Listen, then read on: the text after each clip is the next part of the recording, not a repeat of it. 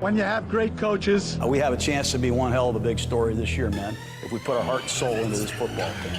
then after you have great coaches, you get great players. Jacobs slips out of a tackle, and the rookie's taken off. Takes Chiefs with him all the way down to the 30. You have a great organization. It's easy to kind of spend money in free agency or draft players, but the hard part is developing a team. Knock on wood if you're with me. Quick pass on the slant, complete for a lot of yardage. Hunter Renfrow off to the races. And you tell them one thing, just win, baby. Today, Las Vegas officially becomes our nation's capital.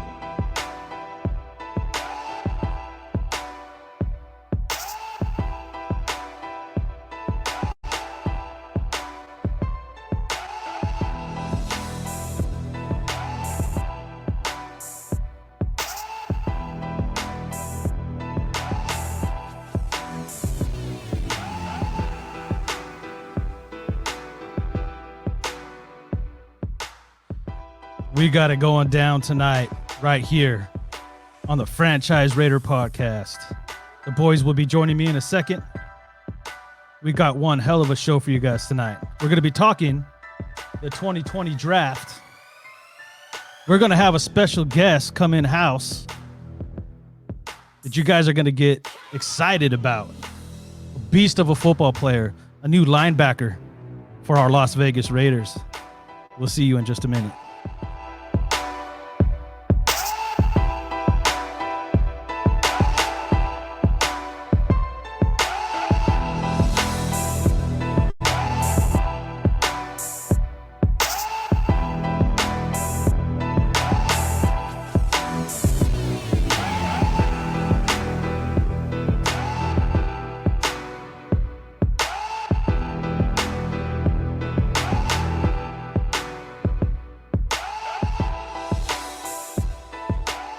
What is good, Raider Nation?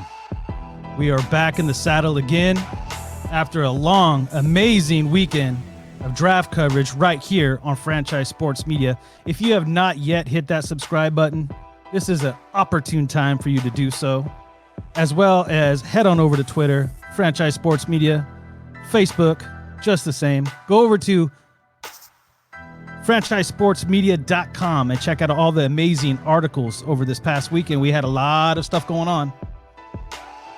Franchise is doing their thing. The Las Vegas Raiders are doing their thing. And I'd like to thank everybody for being here tonight. Currently waiting for the man, Joe Arrigo himself, Chris Sproles. We're going to be doing some draft coverage tonight again, talking about what the Las Vegas Raiders did this past weekend. An offensive packed draft, but they didn't let the defense sit alone. They got some defensive beasts, in my opinion, and we're going to have one of them join us tonight. So I'm excited for that. Really excited for that. How did everybody else feel about the draft this weekend? If you guys liked the draft and you liked what the Raiders did, why don't you go ahead and smack that like button right now for me? Just smack that like button. Keep smacking that like button. Also, if you like the draft and you don't want to hit the like button, that's cool. Just leave me a number 1 in the comment section right now. I thought it was just a fantastic weekend. As usual, as in Raider fashion, they threw me off guard a little bit. I'm not going to lie. The wide receiver position was expected, I think, by mostly everybody. But I don't necessarily think that they had Ruggs. I think a lot of people thought it would be Jerry Jeudy. Some even thought CeeDee Lamb, especially since we had all three there. I really want to dive into that a little bit. I've had nearly a week to process that pick. And just hearing Mayock and Gruden speak on it, as well as our very own Chris Sproles, the very time that he made his debut right here on Franchise with Joe one night, it literally, in my opinion, the best pick at wide receiver the Raiders could have made. Oh, look who joined us. Joe Arrigo's in the house. What's up, Joe? Yo, what's going on, fellas? What's going on? You good? Yeah, I'm good, man. I'm good. I was just kind of breaking down the fact about what Mayock and what Gruden and what the consensus is about Ruggs. Now that it's been a weekend, how do you feel about the pickup of Ruggs over CeeDee Lamb and Jerry Jeudy? You know, I was with it, and like I told some people, like I've talked to some people, and we were kind of asked to kind of keep things on the low. That they had a lot of interest in Ruggs. But if you remember when the pick came, we all said like, well, who is it? Like name the pick right now before it's announced, and Yeah. we all said Ruggs. So that part I wasn't surprised, but I like it. I like what they did. I like what they did there. I like Ruggs, and I think that he's going to add that juice to the offense that they've been lacking the last few years. No, and yeah, I heard it first. The way that I heard Chris say it first when he joined you for the very first time here on Franchise. From that point on, I looked at Ruggs in a completely different way, and everything that he said followed up to what Mayock and Gruden are saying about this guy. It's more than just filling a need at wide receiver. It's more than just putting that guy on the outside to go over the top. We're talking about a guy that's going to literally, quote unquote, open up the whole offense.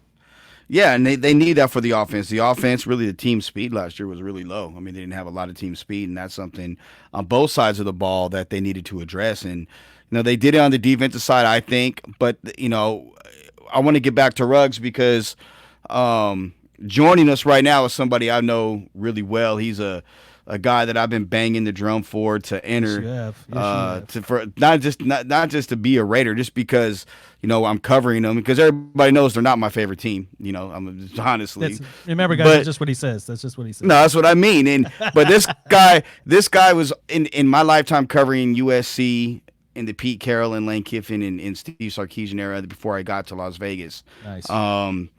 This guy is in my top 5 of guys that I had to cover, that I enjoyed covering. He's a playmaker. He's a dude, and I love the mentality he's going to bring. It's UNLV, former UNLV, now Raiders linebacker Javen White. What's up, Jay White? What's good with y'all? Man, we live in, bro. First of all, congratulations, bro. I'm beyond proud of you. You get to stay home and or as close to home as possible and play for, this the part that is a trip. Like, you're from Oakland, you went to school in Vegas, and you're playing for the Raiders, who were in Oakland and now we're in Vegas, man. How much of a trip is that for you? Man, it's like I can't get away from the two cities, you feel me, I was in the most. But it's a blessing to be a Raider now, and I know all of my family that was 49er fans, they over here tripping right now, but it's going to be a good scene this year. Hell yeah. Like I know we talked briefly, and you turned down a few other teams to stay, stay in Vegas. What was your thought process behind that, bro?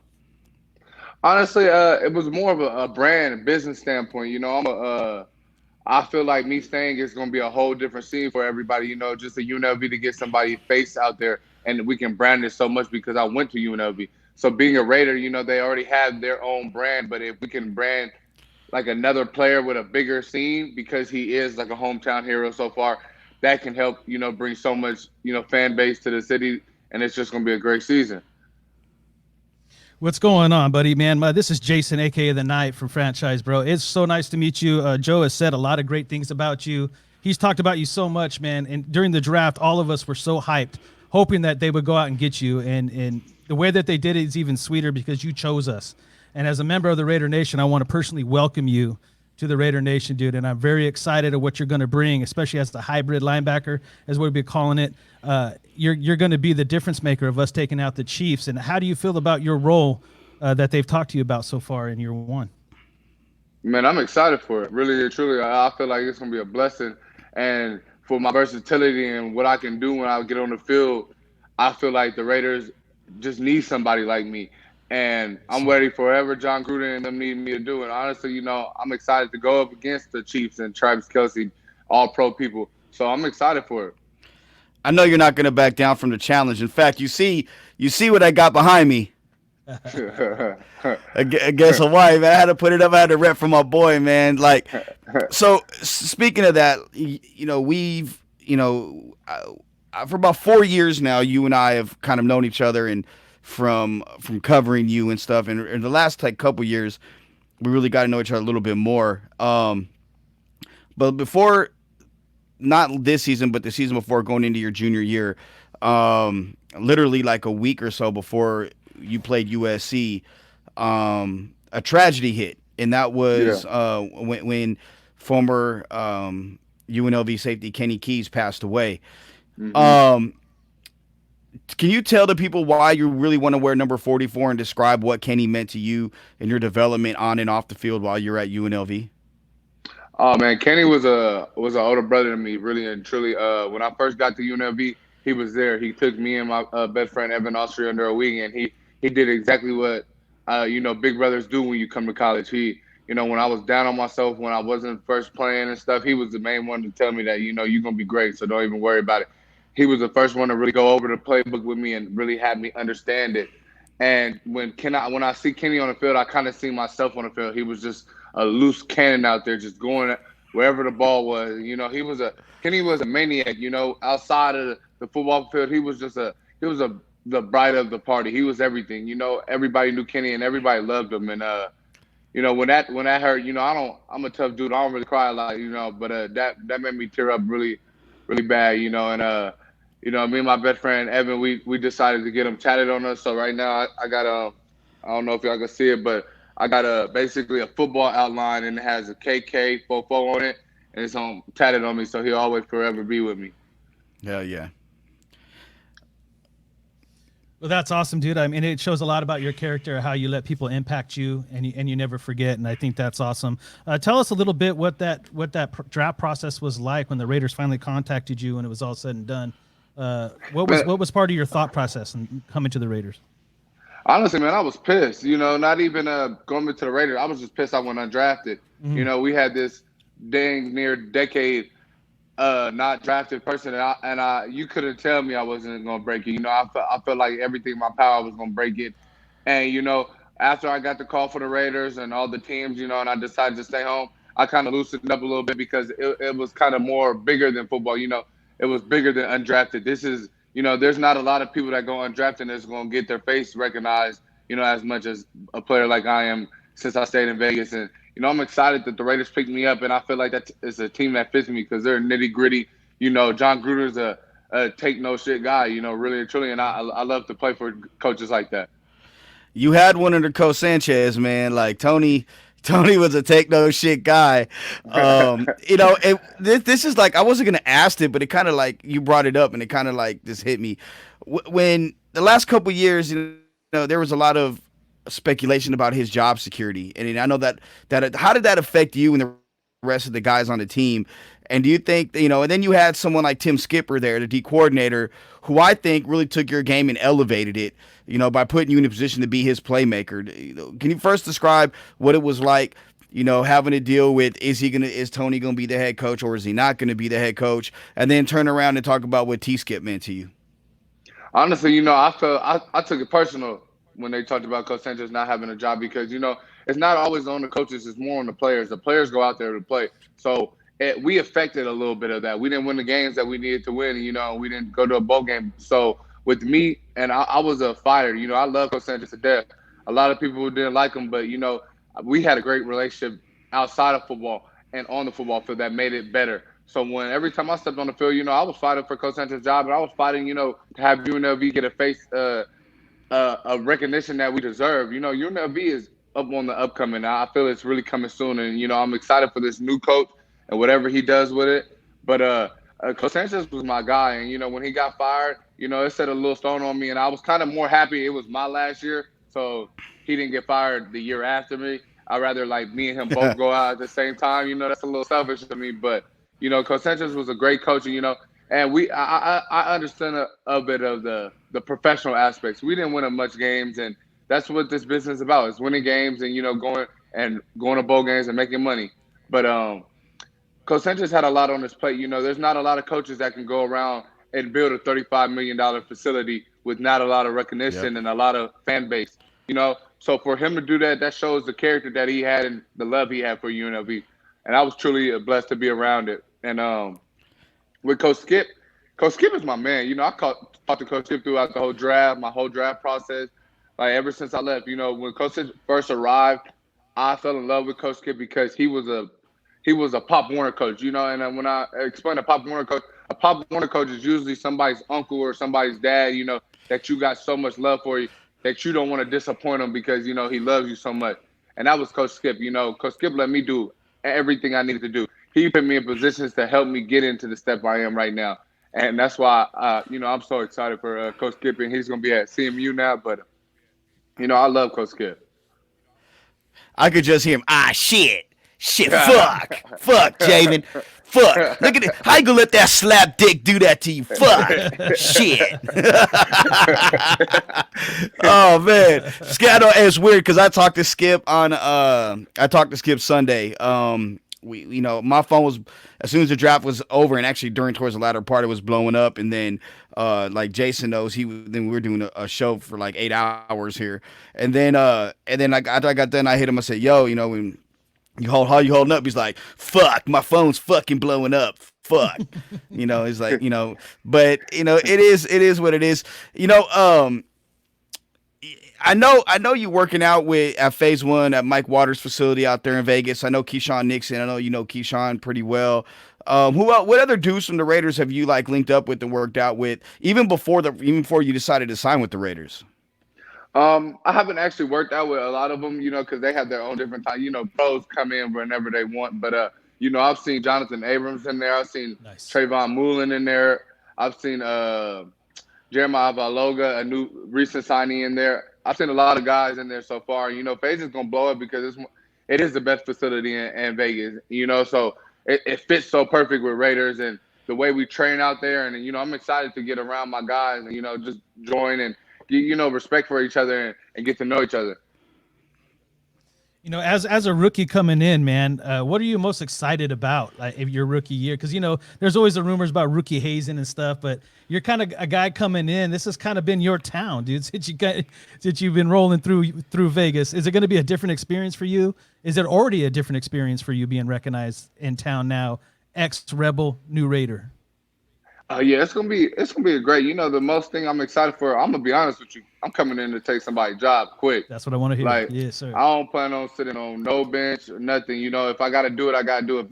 However, I'm gonna contribute. To help this team win, I'm gonna do it, and that's me playing special teams right away, and that's me, competing for whoever's the starter. And I'm gonna tell them, I'm not your friend. We teammates, but I'm coming to take your job because I want what you have right now, and that's nothing personal. But, me being a Raider and, now and being at UNLV, it's just the face and the recognition I'm going to get. I'm at the highest level of football right now, and I'm in the best city. Sin City is the most traveled to city in America, and it's about branding yourself. I'm always about branding myself, and I'm trying to brand it so much to where everybody knows who I am. I've been in Walmart right now at a UNLV player, and people know who I am. So imagine that being a Raider, and correct, people are going to, just fall in love with me even more. A story that I don't know if you remember it because I know you have so many games, but it stood out to me. It stood out to me in TQ on the sideline when you're playing UNR for the last time at Sam Boyd, and you were down 24-0 after the first quarter, and I think it was because you guys were a little too juiced up. I mean, you guys were fucking lit before the game, bro. I mean, that's like I remember on the sideline, I was down there with some recruits, and you guys were on one. And then I come back down for the third quarter, and it gets into the fourth quarter. And I always stood next to the defensive side of the field on the side because that's where I'm comfortable. And plus, you guys were there, and we would have conversations. We weren't supposed to, but we're talking. And you told you're on the cornerback for UNR's neck. I mean, you're talking about how D Woods is gonna route him, and he's a bitch and he's soft. And then you said, you know what? Like, I'm a grown man playing with boys. And you come out and get a pick, and then. That's your first pick, and then Jericho makes the big play on third down where he stands the guy up, which was big because the guys came down and scored, which would end up being the game-winning touchdown. And then you said on the sideline, yeah, and you came down on the sideline and you were like, I'm gonna end this bitch, I'm gonna pick this bitch off, and we gonna go home with the fucking cannon. And 5 plays later, you drop back. It looks like you broke from where you're at. You just read the quarterback's eyes. You picked the ball off, won the game, and you ran off the sideline. You ran off the field talking so much shit. I loved it. And you got on the sideline. You're like, I told you, I run. This is my bitch. I run this city. Like that's the energy you bring to the team. Are you gonna bring that same energy when you get on the field, now that you're with the Raiders? Of course, it all starts out, getting respect from the team, and I plan on showing my what I can do on the field, so they're gonna respect me regardless, and it's about, the coaches fall in love with me and everything. And honestly, like you said, Joe, that's how I do. That's me. I've been around. I'm an inner city boy. That's how we play out. This my shit. Period. Y'all forgot who King Kong is. I'm on my Denzel stuff. Yeah, and it's all about, it's motivation to me, because I feel like since I'm talking so much mess, I gotta back it up, So that makes me go to a whole different level. Because if I don't, people gonna eat me up. You was talking all that, But it's more of, when I say that, I mean that stuff, and I mean it to the bottom of my last blood vessel. It's serious to me. Like some of the during the game, some people may think it's just a game, but nah, this is what I wanted to do. I want to be a professional athlete. I want football as my career, and so far I'm doing a great job of it, and I plan on doing even more since I'm at the highest level now. Well, John Gruden's gonna love you. There was a quote that John said in the preseason last year. He said, "He's not about dreams. He's about fucking nightmares." And it's exactly the vibe I'm getting from you. It's like, I know I'm not here, for the dream. I'm not here to be everybody's buddy. I'm not happy at just being at this point. And I'm here to get to that next level. And you have to have that mentality, dude. And you seem to have it. And I'm excited to see you put on that silver and black and go hit somebody. Appreciate that. I can't wait to see you out there, bro. And especially, once everything gets kind of normal again and you're able to lace them up. I know you're trying to get 24. You'll probably get the 44. Excuse me. You're gonna probably get that decision like once you guys get in for your virtual rookie mini camp. I would take it. Yeah. So they don't really know about like the numbers and stuff yet. All the draft picks can pick their numbers now. But I plan on getting 44. And if I don't get it, then so be it. But that's my number. I'm playing a hybrid linebacker, so that's a perfect number. And it has so much true meaning to me. And, that's exactly what I'm looking for. I'm not really a number guy, but now at the aspect I am in life, that would mean a whole bunch to me. What's more special to you right now? Because I know your mom and family is beyond proud that you graduated from UNLV with your degree. Between that and now reaching, because your dream you haven't reached your dream yet. This is the first step towards your dream, and we both know that. So what's your mom more proud of? The fact that you graduated from UNLV with your degree, or the fact that you've taken that first step in reaching that dream and that goal that you have as a man and as an adult going forward? I think all of the above. My mom, is one person that said education was the key. And, like every other mom, and I checked that box off quick. I never told her to worry about that. I was always going to get my degree, and that wasn't even a question. But now I think me being a Raider and being in the league, I think she's even more happy because people can't just say, oh, he's just in the league, did he get his degree? No, I graduated with honors. First of all, I got my degree. Now I'm on the Raiders on one of the most biggest revenue franchises in America. So what else can you say about me? You can't really say nothing. This is my dream, and that's a lot of my family members' dream of me. They only see me playing football and being somebody that's so big in the world that has a great face and has great to this community and all of that. And, I'm doing exactly what my mom needs me to do, and I plan on, doing even more. I plan on, like you said, Joe, like just playing for the Raiders is not going to be there. I want to be an all-pro. I want to wear a yellow jacket. And I'm doing everything in my ability to do all of those. And I want to check off every box I possibly can. Bro, I know, I know you're the type of dude that all your dreams, you're going to make it happen, because you're that type of guy. In fact, I'm going to hit you up. I'm going to send you a text later and not put you in a group text with somebody, someone that I think you should link up with down the road. I think we talked about it a little bit yesterday. But check it out. So when I get back into town and all this shit is over, you got the advantage over everybody with the Raiders. You got the advantage because you know all the spots to go at night and during the day in the summer. You got all, because I just seen Gabe as some shit, man. I seen Gabe as some shit a few times. Like, whoa. So you're gonna have the advantage there, but bro, when I get back, I definitely want to make sure we link up, man, and sit down because I'm beyond proud of you, bro. To see, it was weird. Like Tony Cardasco and I were talking about it on Sunday, he's like, man, Javen done grown up in front of our eyes. I mean, we came in the same year. You were a freshman, and then to see you grow into what not just the type of player that you were, bro, and you are at UNLV, and what you meant to the team, but the type of man that you are. I mean, to become a captain, you're the voice of the team. You're the heartbeat of the team. You did so much for that school, and you did so much for Coach Sanchez, man. And I know it killed me, this season and everything that you guys went through from Coach Cotton to how the season ended up and not getting to a bowl and then Tony not being back.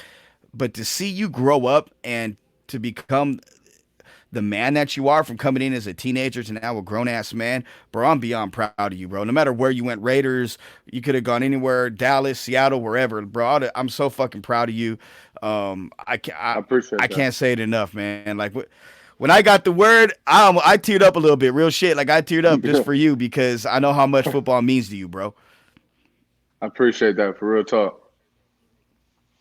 So when the Raiders talked to you, did they say you were going to play weak side or strong side?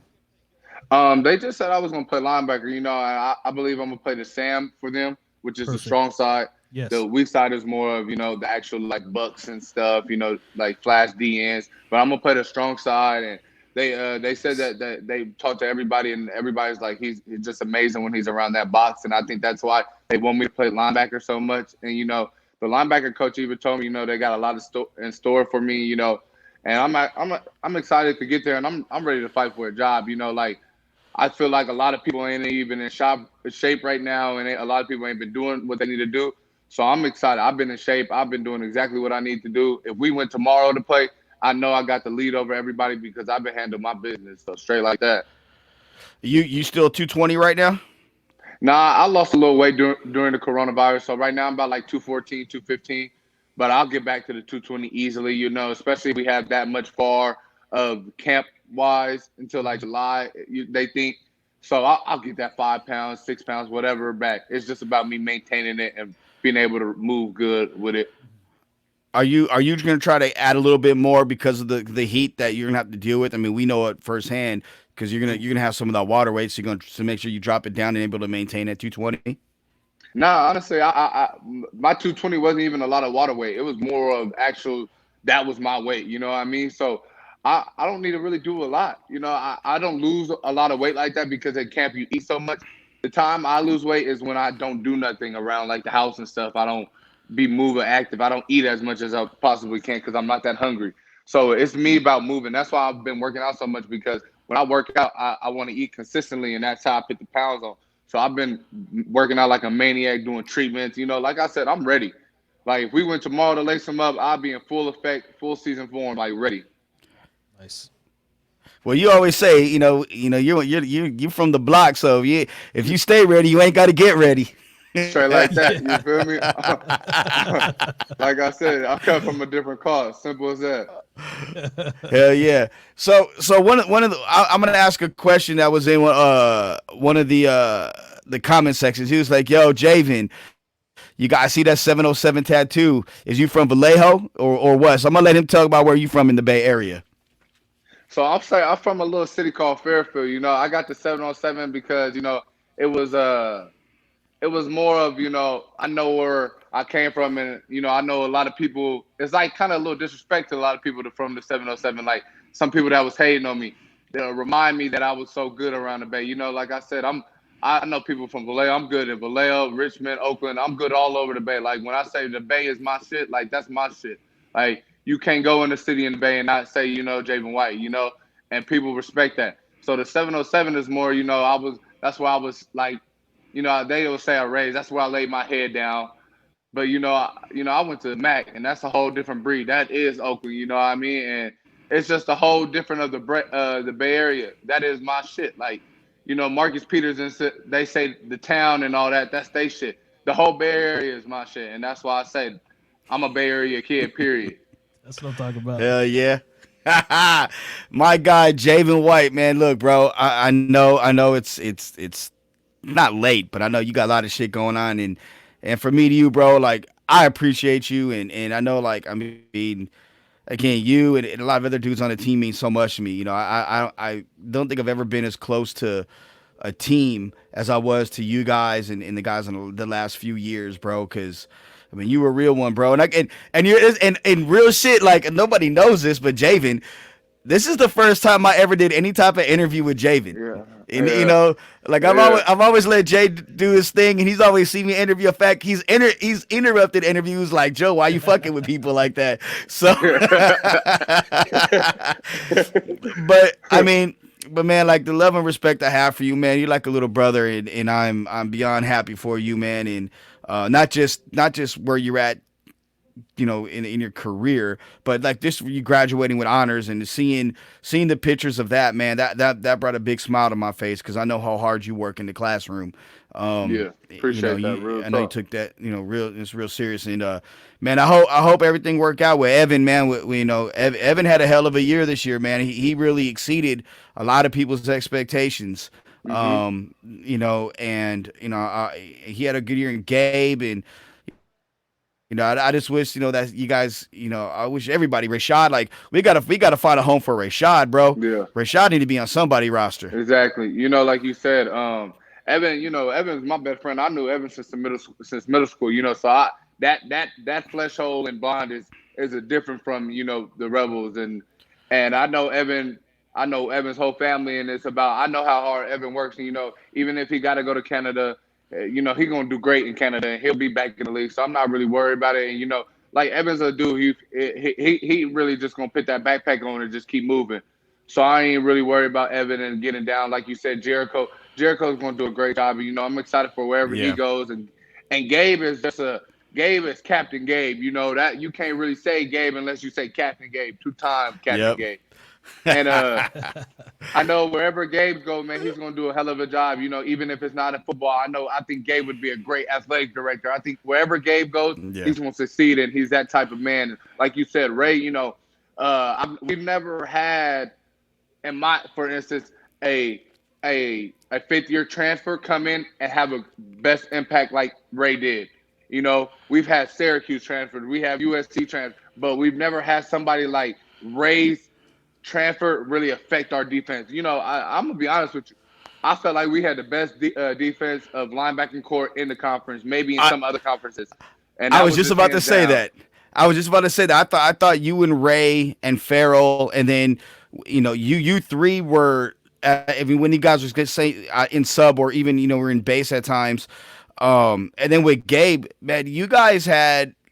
First of all, I thought you and Shad were the best in the Mountain West. And I didn't think it was close. They fucked you with Mountain West honors. You know, you should have been first team. No, that's just real talk. You should have been first team all Mountain West. You and Rashad should have had way, you know, but people don't look at that. They seen certain things, and they seen the struggle. They didn't see everything that happened, you know what I'm saying, leading up to it. But they didn't see the impact. I mean, I had a scout tell me this about you, bro. He said, watching Jay White on the field, at the USC game, the Vanderbilt game, and every Mountain West game, he was the best player on the field in every game. Like, and he told me, you know, over the last 2 years, I think the only game he said that you weren't, but you were one of the best, was the Ohio State game. Yeah. So, I mean, that's a huge compliment to how they viewed you, and you know what, God has a plan for you, and you're entering it right now, and I couldn't be happier for you. Couldn't be more excited for you. Appreciate that. Real talk. Well, all right, brother. We're going to let you get out of here. And thanks again, bro. I appreciate you. Be talking to you real soon. And let everybody know where they can follow Jay White at, so you can get, you know, get that brand even, you know, build that brand even more. Y'all can follow me at Javen White _. You know, that's Javen White _ as simple as that. The name for itself speaks for itself. And, you know, I'm excited to be a Raider, and it's going to be a great season. And y'all tune in. Yeah, dude, it was amazing meeting you, man, and I look forward to your career. I could just tell by your character, your work ethic, that you're going to be someone to look out for, and a jersey that's going to be worn around Raider Nation for years to come, brother. I appreciate that. My guy, Javen White, Raider linebacker, former UNLV Rebel, and you're going to be the fan favorite, bro. I can't wait to see you lace him up and lay somebody out and talk shit. Oh, my God. Woo! All right, thanks. All right, brother. I appreciate you, man. I'll talk to you later. All right. All right, that's my guy Jay White right there. awesome. I told y'all. No, I told know, y'all when he dude. said he coming to take jobs. You heard it. You know what, dude? And the thing that excited me the most is the Raiders told him exactly what I wanted him for them to tell him, is that you're going to be a Sam backer. I told you we need somebody on that strong side, someone that's a hybrid, someone that has energy. You said he was that dude, and not only did he get the spot, he's playing right where I want him to play, dude. So I think that's fantastic. That's another win for the Raiders, ladies and gentlemen, for sure. I would say they were on him early. They had called him early, and it was one of those. They're on him. They want to talk with him, and he's it's almost like he's a 7th round pick. Oh, for sure. You know, for sure. honestly. But we didn't have that pick, right? Otherwise, I probably would have drafted him. That's what Exactly, it sounds like. exactly. Yeah, that's what it sounds like to me. Well, let's bring in the third member of the crew, Chris Sproul. What's up, Big Chris? Hey, what's going on, guys? What's going on, brother? I was just listening to that interview. Hey, I was listening to that interview, and man, he got me juice. Right? Right? Hey, you want to talk about someone having Raider swag? That dude has Raider swag, bro. No doubt. that guy right there. Yeah, and you know what's crazy is, this past weekend and, early week, I've been, listening to all the different interviews of all the different guys we signed up, and they're all the same. It's got my little skinny ass wanting to go out there and play. Like, the dudes are just junkyard dogs, and, I'm excited about that. Mm-hmm. Jay White, I want to say this, and I'm going to say what I'm going to say, and I'm biased. It wouldn't surprise me if he ends up a better pick than the 4th round pick, Muse. Yeah, Muse is he's going to be interesting. I think he's going to come along a lot like what's his name, the linebacker we just picked up, whose name I'm blanking on, Corey Littleton. Yeah.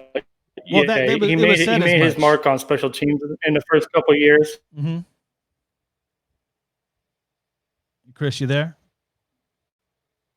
So that's kind of the trajectory I see him on. Same with Javen. I mean, these kind of guys that get picked in the later rounds, they're going to have to come out in special teams and make a name for themselves. Well, from what's been reported already, and what excites me is when you talk about Muse, he's a guy that they said that they wanted to train him with the mic and they want to set him up on the wheel. So they're telling Javen that they want him special teams, but they want to be him have a Sambacker spot. So they're going to be playing opposite sides. So there's room for them both to grow. I think Javen has the best upside so far just because of his energy. I haven't talked to Muse. I don't know him that much, but I'm sure he's a dog too. But Javen has come in and he's got a lot of energy. He's got a lot of confidence. He's got that Raider swag, and it's something that the Raider Nation, I know we talked about for years, is getting guys like that have that kind of swag, to have that kind, that mentality of I'm going to hit you first. I'm going to be in your face. You heard Joe tell the story, and they shared the story about him on the sideline, how he's getting in people's faces and riding them, and he makes a claim that he's going to end the game and he's going to make the play, and then that's what he goes and does. So those are the kind of things that excite me moving forward. So I don't know if I lost my feed too. I'm going to double check. So everybody that's still there, please hang in tight. Yep, I'm still here. At least it says I am. So right now we're going to take a quick break, and when we get back, we'll reset the draft and start talking about the players that we picked up.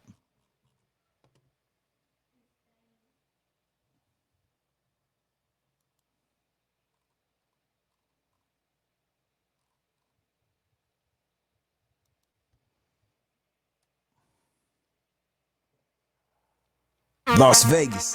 Al's Garage is the perfect location for watching your favorite sporting event, including our UNLV Rebels, Las Vegas Golden Knights, and the brand new Las Vegas Raiders. But you can find your favorite game on most of the time, along with everything you need to make your experience watching it perfect, including awesome service, food, and the best drinks in town. What? Did we just become best friends? Yep. Al's non-smoking, family-friendly environment is the perfect place for the entire family to enjoy a night out with great food and watching the best games. Al's is your place for large parties, fantasy drafts, work gatherings, or just meeting for the big game. For gaming customers, Al's offers a great voucher program, so make sure to inquire with the staff when you're there. Al's Garage is located at 11760 West Charleston in Summerlin. Tell them the franchise sent you. John Cutter is a neighborhood drinking and dining establishment that tends to parched throats and empty bellies for breakfast, lunch, dinner, and late night noshing. The laid-back atmosphere and awesome food is perfect for getting away from the hustle and bustle of the strip. The menu is short and sweet and does the trick anytime, day or night. The steaks are 100% Angus beef and the fish is flown in fresh. No freezers here, so you can be sure that the meal is made from the freshest ingredients available. From steaks and seafood to sandwiches, wings, and salads, you'll have no quarrel with the food, trust me. And stick around, because the later it gets, the more the place percolates. John Cutter's is located at 11770 West Charleston Boulevard in Summerlin. Tell them the franchise sent you. Welcome back to Franchise Raider Podcast right here on the Franchise Network. Man, so I don't know. We had a little bit of a glitch, but I think we're back. I think we responded all right. So joining back with me is Joe Arrigo from Franchise. So Joe, we were talking earlier before Javen came on. We were talking about Ruggs and how it's going to open up the whole offense. So why don't we go ahead and pick up right there and let everybody know you guys can call in 253-993-3651. That's 253-993-3651. So let's go ahead and finish your thought about how Ruggs opens up the offense. Well, yeah, I think what he does is they can use him in a variety of ways. You know, I think they're going to see him used on sweeps. I think you're going to see him used I think you're going to see him in the slot a lot. I wouldn't be surprised. I know Creasy may disagree, but I think at some point you're going to see Edwards and Williams on the outside with Ruggs, Renfro, and Waller in the slot, you know, playing inside of those guys. And when they go five wide, I think Edwards has a chance to be special, but I think him and Ruggs have a legitimate chance. They have a legitimate chance to be very special, you know. Chris, are you with us? Yeah, and I agree. Yeah, can you hear me all right? Yeah, we got you, bro. All right. Yeah, I agree. And I guess, you know, with Ruggs, he's just going to be a chess piece that you're going to move all over the field. Same with Bowden. You know, I think you're going to see him used in a variety of different ways. That's going to open up the entire field. And I think, you know, it's been said before, but the person that's going to benefit the most is our running game, you know. So I think all of those guys are going to open up our running game, and Josh Jacobs is going to Yeah, not only do I think Josh Jacobs is going to have a field day because it's going to open up the whole field, I was thinking a lot about Darren Waller and what he was doing last year, lining up wide, getting, you know, looking for matchups on the outside too. But now he doesn't have to leave that tight end spot unless they're running some type of hybrid play. So that's going to free up Waller too to have more mismatches, especially coming off the tight end spot. Absolutely. And I think that's the other thing too, you know, how does this affect Darren Waller, and how does this affect with, you know, the things that he does as we see Chris's green screen. Yeah, right. He went straight Green Bay on us, dude. What's going on? Hey, none of that talk tonight, buddy. This is Raider talk.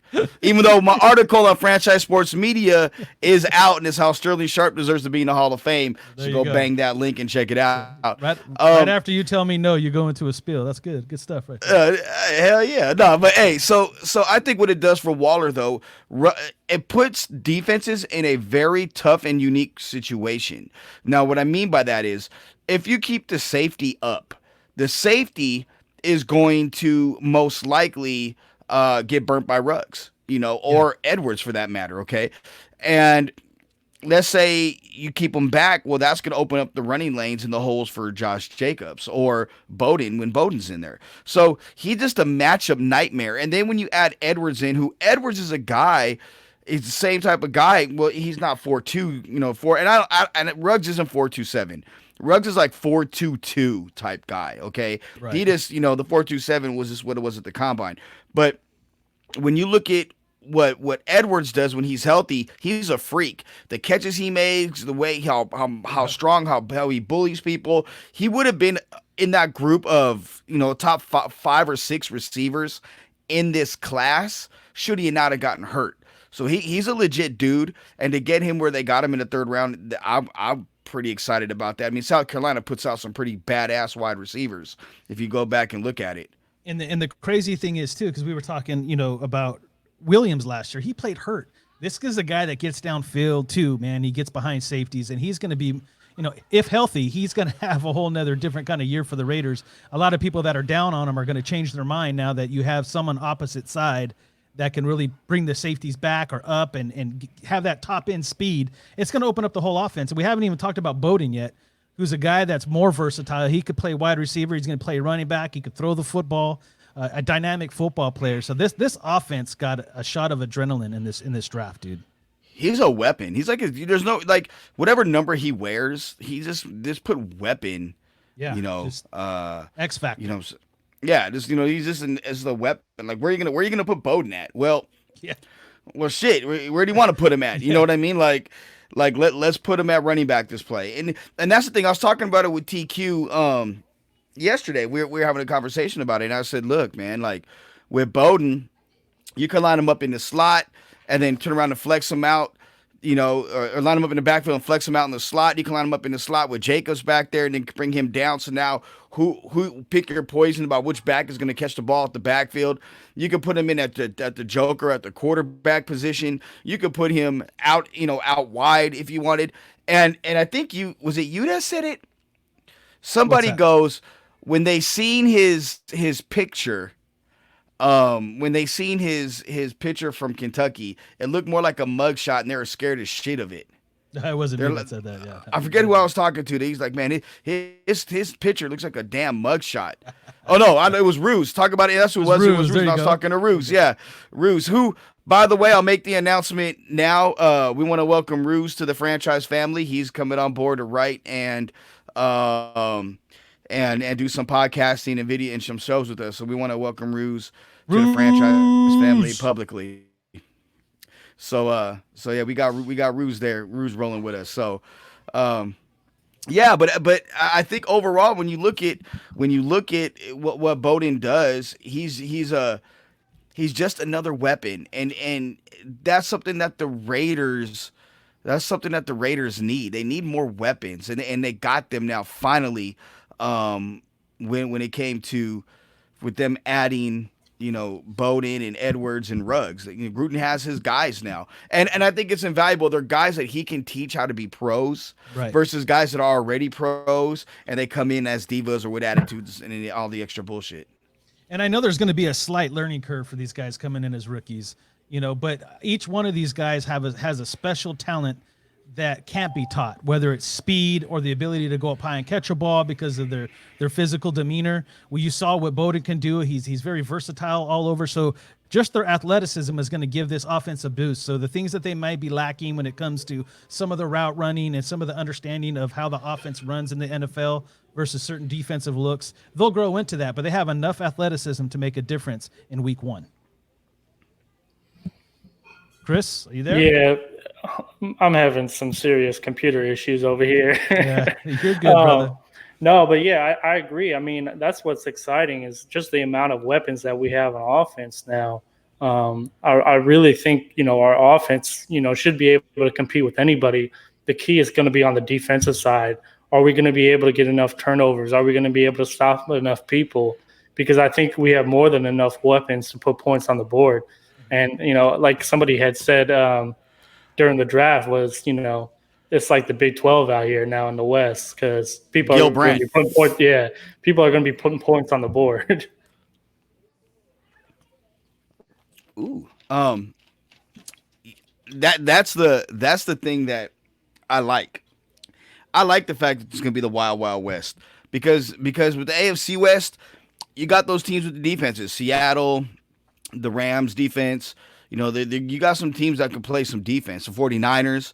But yeah, when it comes to the AFC West, you got some defense, but you got explosive offenses. We're going to go right to the phone lines right now. We got our first caller of the night. Caller, welcome. You're on the franchise. Who are we talking to?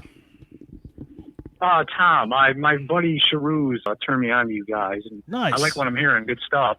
I just heard you make the announcement. He's joining you guys. You're getting a good man. I've known him for almost 20 years now. He's a good friend of mine, and he'll do a good job. Awesome. Yeah, we really enjoy his phone calls. His insight is on point. I got a feeling we're going to enjoy Tom. I hear you are the Raider historian. You're the expert when it comes to trivia and such. Well, if Sharouz told you that, take it with a grain of salt, or maybe 2 grains of salt. Him and I wrote a book together. Him and I wrote a book together, a trivia book in 2002. It came out, and my accountant tells me if it keeps selling at his current pace, I'll be able to retire when I'm 99. Which is good, because a couple of years ago it was 99 and a half. But. Hey, there you go. You're getting better. There you go, man. So, it's ticking out the sales. No, I love your show. He told me about it today. I went back and listened to your, draft coverage over the weekend. It was really good stuff. Yeah. So, appreciate that. Keep it up. Appreciate that, bro. And I'm glad he's joining you guys. I'm glad he's joining you guys. This is the first time I've heard the show tonight, but I liked it a lot. Awesome, man. Cool. Thank you. So what you got any questions or comments about anything today, Tom? What do you post draft? What do you think? If we have any needs left, what do you think? I mean, we have some money in free agent, well, not a lot. I don't know what. I assume they're going to keep Gabe. You think they'll keep Gabe Jackson, or he'll be a September trade like we did with Assembly last year? I think Gabe's one of those guys. Trade him if the opportunity's there. But he's one of those guys that I think he does bring something to the football team. He's part of the salary cap now. Now, if we end up in salary cap debt, we might have to let him go. I guess he would be first on the block. But at the same time, as far as our needs, if you look at it from the starting point, starting positions were set. And if you looked at what we did in the draft, especially with the linebackers and the cornerbacks, I think we did a really good job of rounding out the depth. There's a lot of young competition on this football team. And I'm just hoping that we have an opportunity to see some training camp and preseason games to get a feel of what these guys are going to bring to the table. Right. I mean, that's the thing now, right? I mean, after the draft, everybody's excited and optimistic. And now, we're in limbo because we don't know what's going to happen. Right. See, I think when you brought up Gabe Jackson, Tom, I think his money's already accounted for. I mean, they didn't move him, so they know what his cap hit is the next 3 years, at least for this year, what it's going to be. So I think he's accounted for. If there's anything that I would like to have seen them improve on post-draft, I would say defensive tackle. I would like to see it get a little more deeper there. I don't have all the trust in the world in P.J. Hall. I think after Hurst and Malik Collins, there's a dip. So maybe a D tackle. But I like everything else the about other it. thing I would like to. Yeah. Oh, go ahead. I'm sorry. I mean, I love the depth at guard, especially if we keep Gabe. The only thing I would like is a better. I'm not really sold on Brandon Parker. I would like bring in maybe a veteran swing tackle, in case anybody goes down there, because David Sharp, Parker has just been a major disappointment. I mean, maybe he just looks like he's in over his head there, but hopefully it's his third year, maybe the light of the line. But if we stay healthy, we're okay. But Miller missed time as a rookie, and then Trent Brown last year missed several games, and it looks like a little bit of a weak spot there, that third tackle. Parker reminds me of Marshall Newhouse. That's a name for you. That's one. You're not going to make me sleep any better tonight after that. I am honest. I'm honest about it. It couldn't be any worse than retiring at 99. I hope Parker's not listening tonight. Right.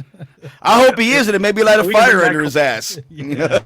Or you're going to get an angry phone call in a minute. Yeah, right. We can bring back Khalif Barnes.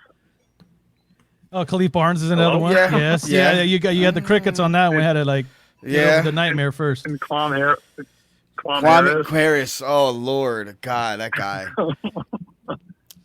Hey, at least he had the Stanford education, right? It doesn't help our football team though. Yeah. But as the franchise's eternal optimist, I would say I would say that our biggest need right now is, or I won't say it's a need, but it's a question mark. I think we have a lot of unproven players at the corner position, a lot of year experienced guys, rookies. And then also at the running back position, I know Lynn Bowden came in technically as a running back, but we don't have that true bell cow to back up Josh Jacobs. And I would like to see him, be able to share carries with someone so he can last an entire year. I will agree. I will agree with that. And I was hoping for a bigger back, but I am excited for what they did go get. But there's still a lot of undrafted prospects. I think we still have, what was his name last year? Mike Brown, wasn't that another guy that we had back there? Isn't he still around on our roster? Smith's still there. I agree with the running back thing. Yeah, I mean, it would have been nice to, get it. I thought they might, but hopefully Bowden can play. I just don't know if he's a 20 carry guy, 15 carry guy. If they have to go that route, if Jacobs were to go down. Right. And the problem too is I think it'd be running back by committee, and I think it would be them. Yeah, that is true. 94 already. We're at 94 on the roster, and technically you're only allowed to be at 90. So there's going to be a few cuts here in the next couple of days. You think they get rid of Kaiser or they bring him to camp? Yeah, I think they bring him to camp. To be honest with you, they'll need a camp. I think they bring him to camp. Well, if there is a camp, I think they bring him to camp. Right.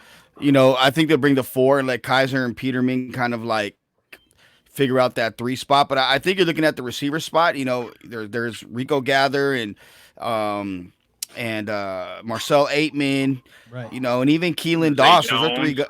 Yeah, well, I think Zay Jones makes it, but I think him and Nelson Aguilar are battling for a spot against each other. And I would say Keelan Doss, he's one that kind of, I'm not sure whether or not they keep him. You look at the cornerback room. He's practice squad eligible. They could put him on the practice squad again, Doss, but yeah, but somebody will pick him up. To me, I get rid of Gather. To me, I get rid of Gather and Aitman and call it a day and say, these are my guys. Right. Right. I would say the corner room is another one to keep an eye on. There's some guys. I mean, I think. We know, but by adding a Meek Robertson, who's arguably my favorite corner outside of AJ Terrell in this past draft. Yeah, I think that's a great pick. I mean, that guy is just, yeah, he's a stud. I don't care how tall he is. He's a bulldog. I mean, I love that pick. But I think Nevin Lawson may be on the way out. That's another one. That's a name that popped in my head. Yeah, we got Aitman too. He's suspended for the first game, and I don't know. I was surprised they re-signed him, but they did right away. Nick Nelson's probably gone. So, yeah. So I mean, between those 2 receivers and those 2 corners, that's 4 guys right there. We got rid of 4 guys. We dropped them down to 90. So Chris, so you handle all the math, man, since you're the math guy, and and the optimist. Let me and the optimist. Let me, Tom, and Knight just cut everybody's ass. Yeah, I know. That's what it sounds like. Well, I don't want to keep you. I just want to say, I mean, I love your show. I'll be listening all the. And you guys are getting a good man in Charuz. He's a good guy. Man. But don't tell him I said that. Never, we never will. We don't roll like that. We're gonna tell him all the bad things you said. Good. Well, it's great to talk to you guys, and keep it up. Thanks a lot. Tom. You too, Thank Tom. You, buddy. Thank you, buddy. Appreciate you. Yeah. All right. Take care, you guys. All right, Tom. All right, later. Big Tom right there calling in. I know Tom is a Midwest guy too. You think he's in the Midwest. Hey, so do you think maybe Ruse forgot to tell him he got the gig and he didn't need to call and kiss butt or something? What was that? Ruse, give us a call. I don't know. Yeah, Ruse. How much? Ruse, like you're paying the wrong person. Like I hired you, bro. Like what the fuck? you got your best friends calling, talking about how good you are, the nice guy, you're getting a hell of a guy. Just wait, my mom's about to call in right now. This is Ruth's mama. I want to say that my boy. Okay, during the draft, during our show this weekend, when we were TQ was talking about how he got the name Squeeze when Nyshawn asked him about it. Bro, why was my mom, her running joke is her and TQ, right? Like that's the running joke. That's like one of her, out of all my friends, he's like top 3 favorite of all time. Bro, why was my mom like, I'm going to call in and talk to Squeeze? I'm like, no, you're not. Like, if you call in, they're dropping the call right away, Mom, because, it's hilarious. So, yeah. I thought that would have been a great call, personally, but. Oh, I know. That was, hey, you know what? Like, hey, Mom, I had so much call fun anyway. I'll make sure weekend. that we'll keep you on, Mom. Just call whenever you want. You call. The phone line is always open for you, and you can tell us all the embarrassing stories about Joe and Squeeze. There is. All Yeah, day. she don't have it. She don't have any. But she did say that she did vote for you to look like Janikowski. She I was. bet. I'm sure. Yeah, I'm sure every at that point. And you'll always be my mini me, so it's all good. Man. Oh shit. So okay, so we talked about the three guys up front, you know, the first three picks, Ruggs, Bowden, and Edwards. And then you had Tanner Muse. Yes. And he's gonna play linebacker for me. He's not gonna play safety. And you know, I think it's a good thing because I think he's too stiff hipped and to play safety. But I really like that pick in terms of one, what he's going to do on special teams. Two, for the culture of the locker room, since he is Farrell's best friend. And three, I think, you know, him and Javen are adding, like, especially Javen in this case, but like freakishly exactly, just some freaky athletes out there. Yeah, we've had a bunch of stiffs playing at that position for a while now, and over a decade. Yeah, it's going to be nice to have some athleticism there. And with Muse, Clemson actually really wanted to play him at linebacker, but because of their deficiencies at the position of safety, they've kind of forced him to play safety for the last couple of years. So I think his natural position is really linebacker, and I think he's going to excel there. It may take some time. He's not going to go in right away and start, but like I said, he'll make his mark on special teams to begin with and learn the position of linebacker. And he's an easy 225, moving at 4.41. He could add another 10 pounds, and but I think the sky's the limit, honestly, for him. But the 4.41 is kind of misleading because that's it's just a straight line. Right? It's straight line, so, no doubt. And that's why I say like he's stiff hipped. So that's what I think separates Javen from him. Is Javen isn't stiff. That's as stiff hipped as Muse. And that's why the move from safety to linebacker really helped him out 2 years ago at UNLV to get him prepared for where he's at today.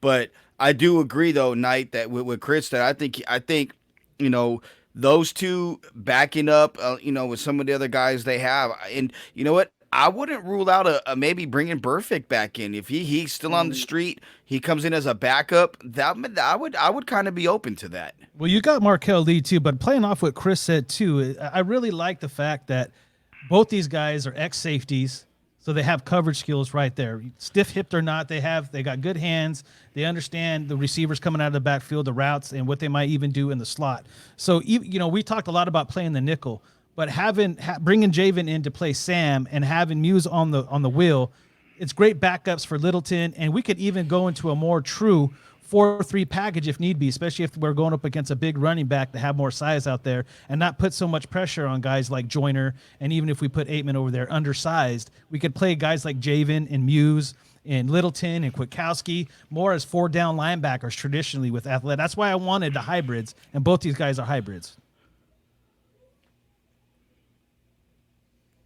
Did I lose everybody? Oh, okay. I agree. I agree with you. There's no debate on my end.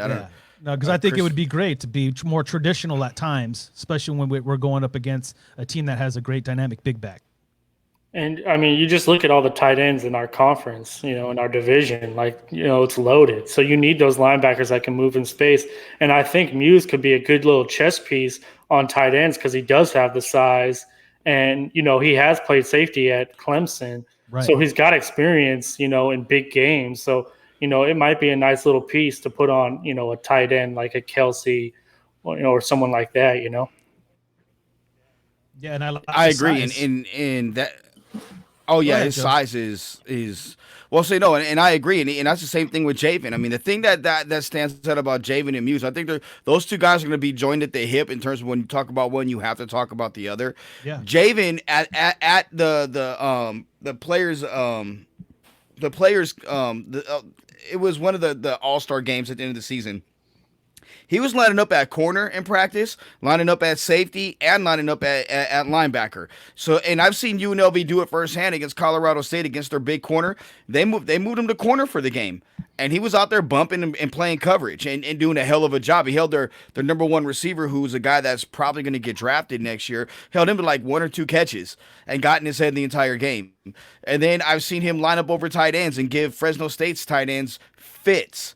the entire time he's out there. And then I've watched him play safety and drop into coverage. And that's what I'm saying.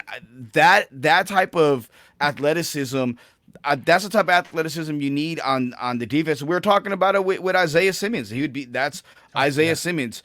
Javen White's a poor man's Isaiah Simmons, in my opinion. He's not Isaiah Simmons, but I mean, he's got the same traits and skill set as Isaiah Simmons. And let's not underestimate the idea that they're coming in to play special teams as well. That's going to give our special teams a boost. They're going to be very athletic, fast, strong, straight line guys, right? They could run 4.41s. So, I mean, these are guys that are going to make their impact there first, but they're also not under the pressure with Littleton and Kwiatkowski and us playing a little bit more nickel to start off. These guys will work their way in the system, but our special teams got a boost. I mean, who doesn't want a good special teams, right? Right, and the thing too is Mike Mayock talked about this in his post draft interview, talking about why they weren't more aggressive in trading back and accumulating more picks because of the condensed offseason.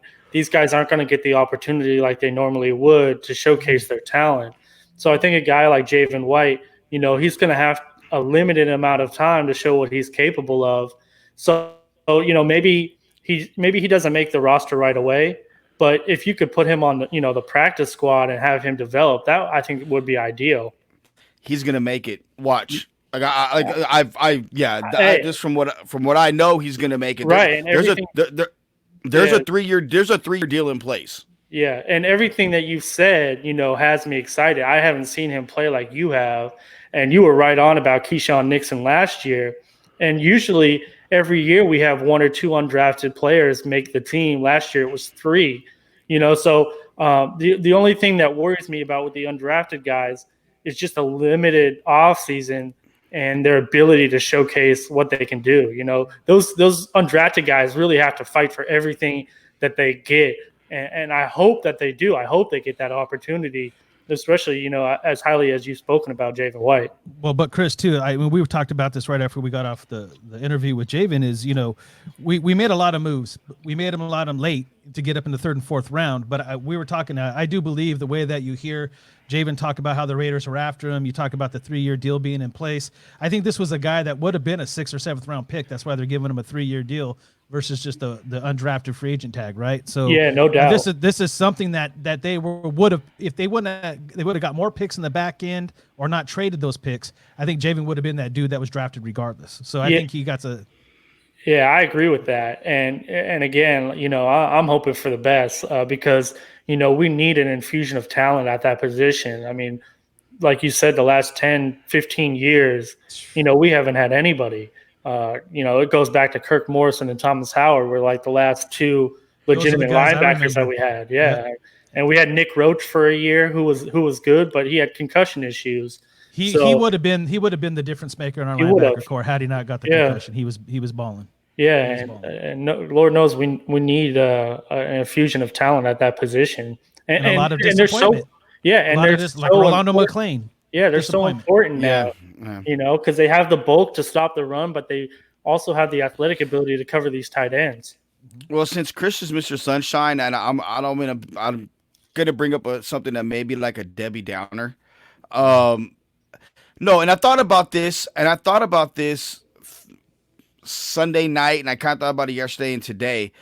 When they're drafting a receiver, and there are teams that probably should have and didn't, and then you got the teams like the Raiders that were the first team to take one, but the Raiders took 2. The thing that gives me some type of pause is the abbreviated offseason. Because there is going to be limited reps and whatnot, physical reps, and receivers probably outside of quarterback, the toughest position to come in and learn how to play at the NFL level. So I think that also played a role in them. Okay, we want Ruggs and Edwards, 2 guys that they were leaders in their respective teams' locker rooms at their position in their positional meetings, and guys that, quite frankly, the football IQ has never been questioned with either one of those guys. Yeah. But I think there's some other receivers that may have slipped because of the fact that they don't know when they're going to get on the field and what that IQ is with each individual player. Excuse me. Right. And keep this in mind with guys like Ruggs and Bowden. Like ideally they're chess pieces, right? So you're going to move them all over the field, meaning that they're going to have to learn multiple positions. So it makes it that much more critical, when you don't have an off season, you don't have time to really work with your quarterback, that they be able to pick things up quickly if they want to see the field early, and I think that's the goal. I really like Edwards a lot. I think Tyrell Williams better have a good year, because I think that's, potentially his replacement. But you're absolutely right. With these receivers, it's so hard. And, with a limited offseason and guys that have to learn multiple positions, it's going to be critical that they learn early and often. Well, that's why I really like the picks too. When you look at how the Raiders did it, they got a guy that has 4.2 speed. You can't teach that. Right. Like, I know route running is important, but if he can get off the line and stretch the field with 4.2 speed, that's going to, whether Carr gets it to him or not, they have to respect his 4.2 speed. When you got a guy like Bowden in the backfield, or if he's lining up right, he could end up on a sweep. And when the ball hits his hand, you don't know it. It turns into an option play right away. You don't know if he's going to run it or pull up and throw it to a guy that has 4.2 speed, right? Right. And the way that it opens up Jacob. So they're going to bring attributes that's going to raise the level of the offense regardless of the reps, on an offense that wasn't all that bad last year. They definitely had their moments, but they were right there, man. They were just a few pieces like we talked about. Right. And the problem was we moved the ball. We just didn't score. Exactly. We were one of the top, I think it was top 15, top 10, offenses in terms of yardage, but one of the bottom, I think it was like 27th in scoring. So these kinds of guys are going to come in and be able to, once they get the ball in their hands, make a play happen. And the thing with Ruggs, and I would caution fans, I don't think he's going to put up the numbers like a Jerry Jeudy or a CeeDee Lamb, but he's going to do so much for the offense that's not going to show up on the box score. So just keep that in mind and temper your expectations. I don't think he's ever going to be a 90 catch guy at 1,500 yards, multiple touchdowns, but he's going to open the entire offense. That's going to make our offense that much more effective in my eyes. There's that old saying, you're only as good as the guy next to you, right? Mm-hmm. And Ruggs is one of those dudes that's going to make everybody next to each other better. And that includes the offensive line. No doubt. So again, I mean, there's nothing better than having 11 guys playing cohesively and playing off each other's talents. That's what makes a dynamic offense. And I think the Raiders may not, I don't want to sit there and slam my fist down and say they have that right now, but they have the recipe for it for sure. Yeah, no doubt. Well, and we talked about it all during the pre-draft and at the draft. You have Ruggs on your team. You have to scheme for him. How many would you rather scheme for him or scheme with him? And that's the other thing that has to be taken into consideration. And between Ruggs and Edwards and that those groups of and Bowden, like that group now, you have something. You really have something there that not a lot of people can turn around and say, like, yo, these guys are legit. These guys are like this and that. You got a legit group now. You got a group that people are going to look at and say, damn, like, we really need to stop this guy. Like, there's no way we can let him run free, because if he runs free, we are screwed. Right. And if you look at the options, like the young options that we have, you said Bowden, Ruggs, Waller's young, Josh Jacobs young, Edwards is young. Like, all of these guys are going to eat in the offense, So I think the more options that you have on offense, the more dangerous you are. And it'll also enable us to, withstand injuries. Last year we had the making of a good receiving core, but they all got injured, and so I think the more options you have, the better that offense is going to look down the road. And too, and I'm going to make this Kansas City statement too. We talked a lot about the weapons that Kansas City has and what they've been able to do the past 2 years, and how Mahomes is a beast. And then there was a lot of speculation and talk about Sammy Watkins last year going touchdown lists all the way up until the AFC Championship game. But the thing is Mahomes, when Mahomes gets pushed out of the pocket, he seems to roll right a lot. And Watkins usually play the opposite side. So, I'm hoping with our offensive line and our running back that I think is above what Kansas City has, that Carr playing in the pocket and being more of a West Coast team, like Chris said, the ball's going to be spread out more than you see in the Kansas City offense, and we'll utilize our weapons better. Not saying that Kansas City is not trying to fix that problem. I'm just saying I think the recipe for success is a little bit better going off that analogy. Yeah.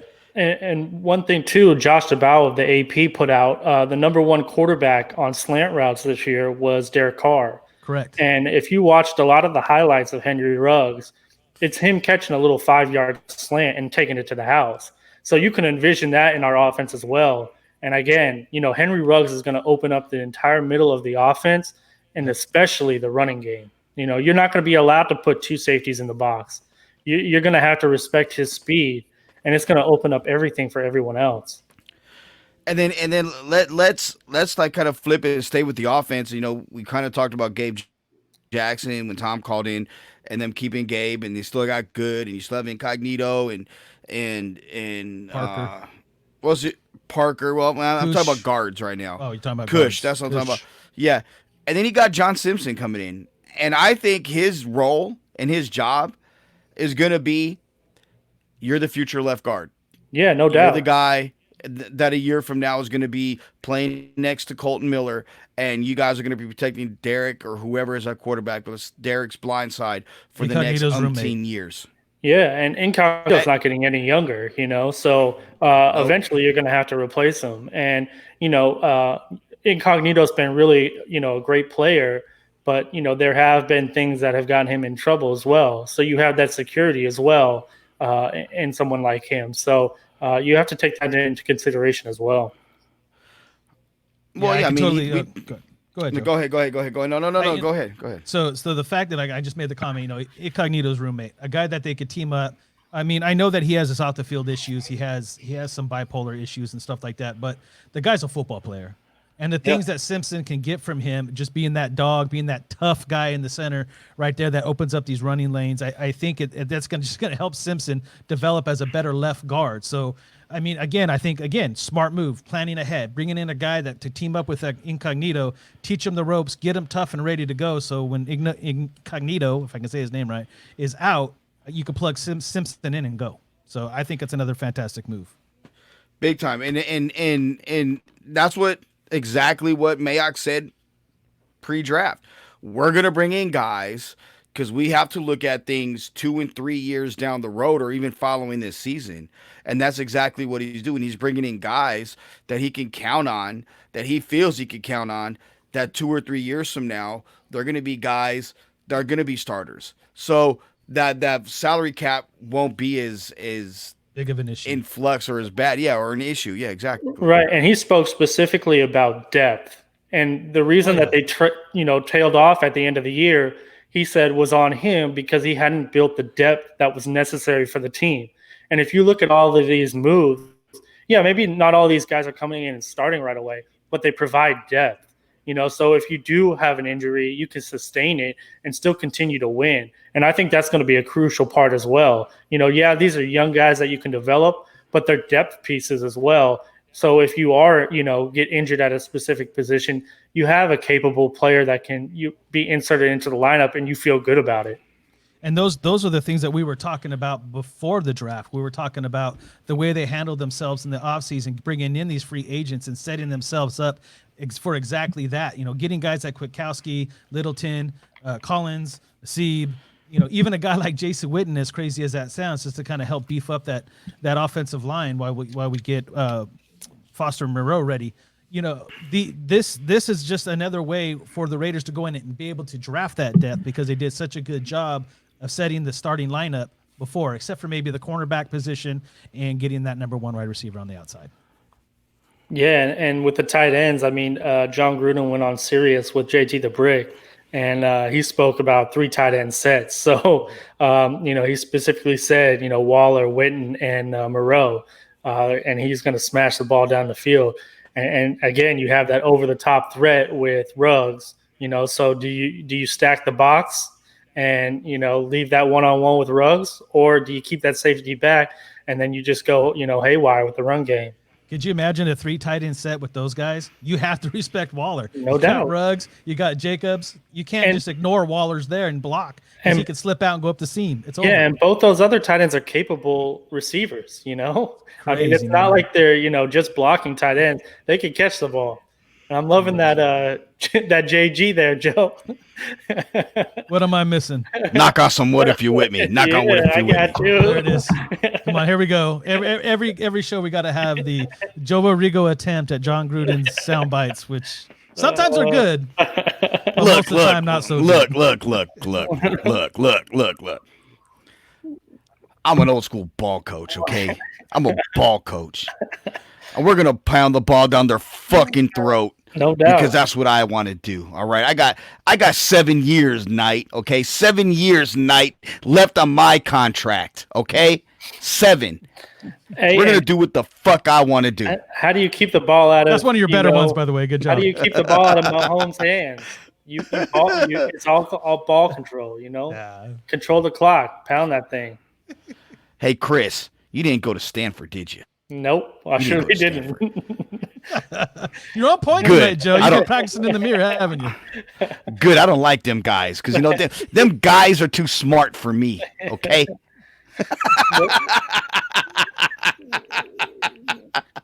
Oh, he's gonna kick my ass when he sees me. He's gonna kick my ass. He's gonna be like, "Hey, Arrigo, come here, you wise ass motherfucker, you." Caliendo does the best one, man. His John Gruden is good. Yeah, that's good stuff. It is. But okay, so let's go to the last pick, and this is the guy that I absolutely loved, and I purposely I didn't think they were going to draft him just because of the Arnett pick, who we really didn't talk about. We'll get back to Arnett. But Amik Robertson, like this guy at 5'8" and change, if he was 5'11", 6 foot, he's a first round guy, maybe the first one off the board. He's just a baller. Everything about him screams football player. It's a straight dog on the field. I think this. You talk about guys pushing for people's jobs in a year. LaMarcus Joyner better watch his ass because Amik Robertson finna take your gig. I think he gets the gig because I don't think they'll pay. I don't think they'll pay Joyner the money to keep him. Yeah, Joyner would have to have an incredible year, and with Amik Robertson, that might have been my favorite pick. I've watched a lot of his interviews now lately, and the dude is just all football all the time, and he's just got such a junkyard dog in him. And I cannot wait to watch him play. Honestly, I'm excited to see him on the field. No, I think he's going to be perfect in the nickel. That's exactly what we need. We need a dog in there. What do you just? You're listening to yourself talk like John Gruden. What's so funny? He's getting called hot trash over here. TQ. TQ. You know who this is. You know who this is. Who wrote that? He's not here tonight. You know who wrote that. Oh, this shit don't stop. I was gonna say you could throw something up. Coming from San Francisco, dude. No, I took him down. That's coming from San Francisco Squeeze. That's who that's from. San Francisco Squeeze. with the name like Squeeze, San Francisco fits too. Yeah. Somebody San Francisco I'm not saying Squeeze, nothing.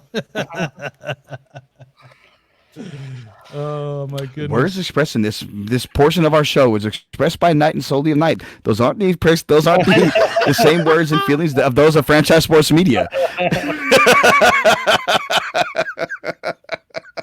Oh my goodness, man! He's gonna come with Janikowski for you right now. I know he is. I already know he is, dude. He goes, oh. It's that 3-day draft coverage hangover we still have. It's all good. Man, so wait, before we get to Arnett to finish it off, like Knight and I kind of talked earlier today. Chris, how did you fare the last after the draft Saturday and Sunday? Yeah, I slept for a long time, but I also felt like kind of depressed because it was over. I look forward to it every year, and now we're gonna have to wait a whole nother year for it to happen. And it's going to be a week later this year. This next one. No, it's going to be like in May. Yeah, the 28th through the 1st. But you know what that tells me? They're really not looking forward to going to Cleveland. No. Yeah. All right, all right guys, we got our second caller of the night. Let's go ahead and bring caller, you're on. Thank you for calling the franchise. Who are we talking to? Hey, what's going on, Knight? Miguel. Miguel, what's up, brother? What's up, Miggy? Hey. What it is, man. How's everybody doing? Hey, we're just still having fun, man. We can't let this stuff die, dude. Our chemistry's building, and you know, we got mini me, and we don't pick on Chris. I don't know why we got the optimist anyway. Yeah, you can't pick on me. Well, I'll tell you what, that that impression that Joe was doing to Chucky had me laughing my ass off. That was good. I appreciate it, Miguel. I appreciate it, Miguel. Knock on wood if you're with me.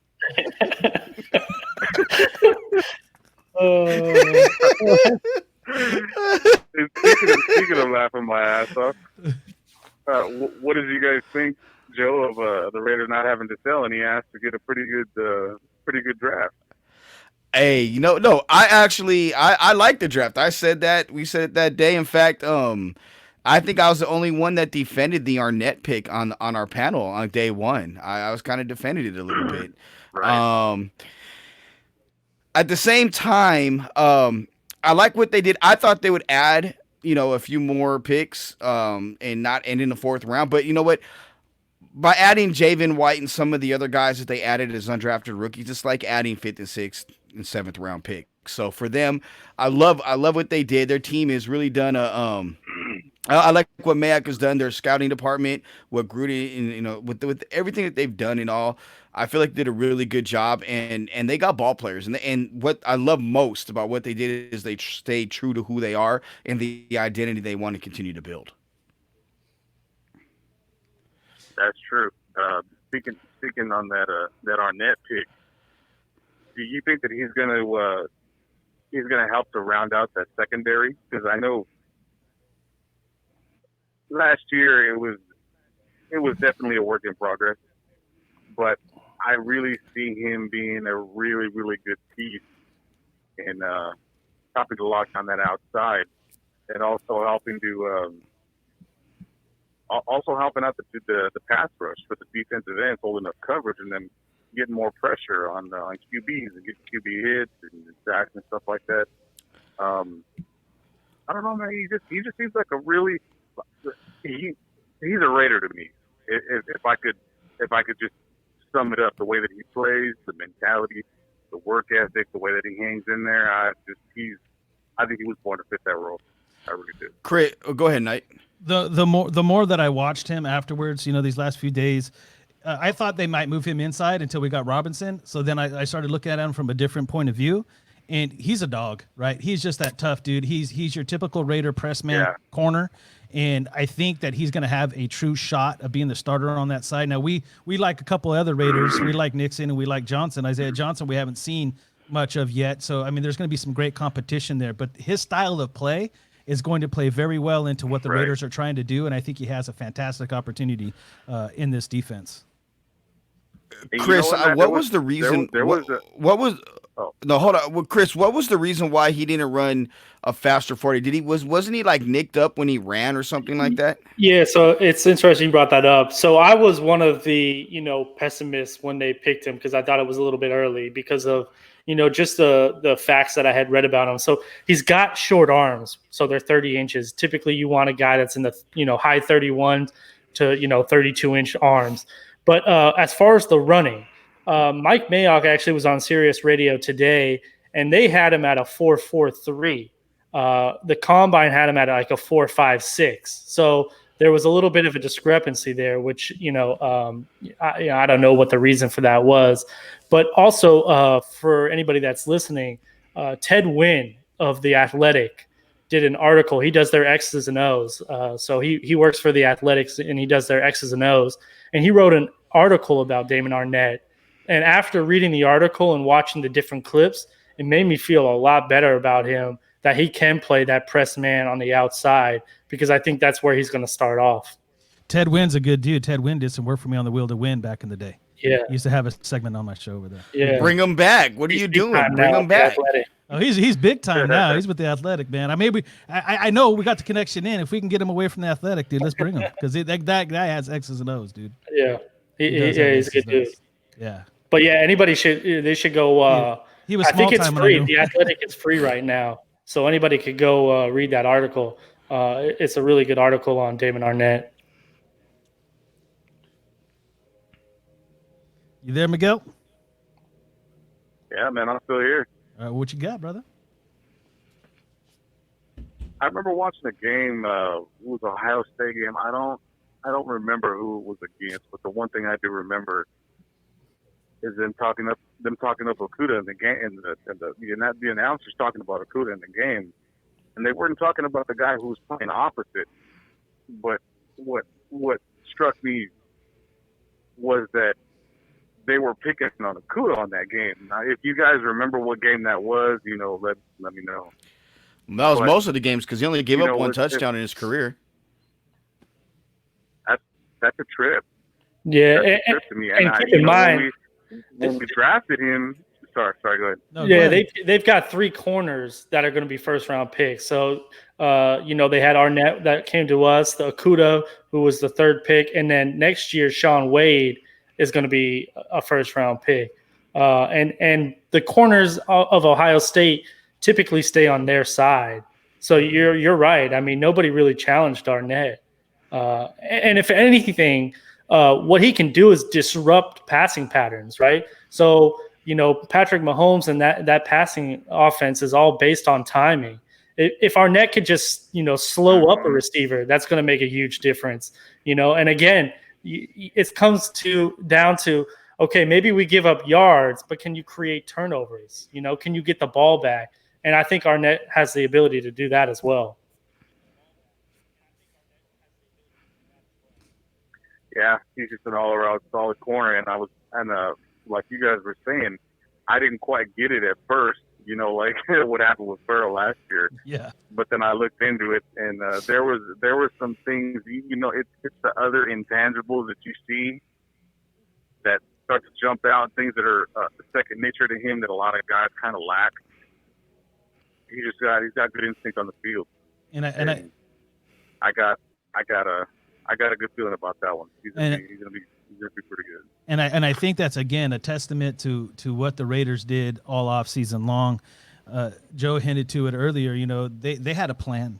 You know what I'm saying? Like they knew their board, and they don't waver from their board. They trusted in their scouting department. They just didn't pick guys that people thought is the best person at that position. They went out and made a board of the guys that they knew would be best for their system and what they're doing moving forward. And they didn't let anything else waver them out of that. I mean, they were even smart enough, and I think it was almost planned, right?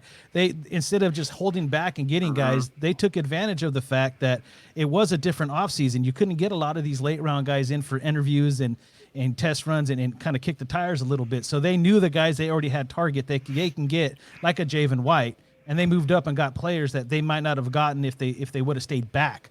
So they really rounded out this roster according to what their draft board looked like, and I think that's going to make us a better team. Even if you don't see all the fruits this year, by next year, I mean, you're going to be talking about guys that we might have scratched our head for at the moment, but it's going to turn out that they're going to be solid pieces on this football team.